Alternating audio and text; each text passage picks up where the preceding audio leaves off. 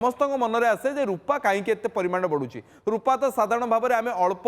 कह गले घरे साधारणतः भाव पाखापाखि अनेक सामग्री आम रूपार रही कि वर्तमान समय जे रूपा केवल सामग्री महत कार्य कि भल कार्य कि अलंकार सीमित रही रूपा को वर्तमान शिल्प व्यवहार करनेक गुड़िए मोटर जान व्यवहार करने सोनार पैनल तैयारी करने परमाणु क्षेत्र में कथा कहतु न्यूक्लियर एनर्जी रे कथा कहतु एवं अनेक गुड़िए शिल्प संस्थार रूपार व्यवहार बढ़ी केवल भारत में नुहे सारा विश्व में एवं विशेष भाव में एशिया महादेशर शिल्प क्षेत्र में अनेक मात्रा रूपा को व्यवहार करवी जिते आसूची ना ईवी बैटेरी प्रस्तुत क्षेत्र में रूपार किसी परिमाण व्यवहार करेतु इंडस्ट्री बढ़ इंडस्ट्रियल डिमांड बढ़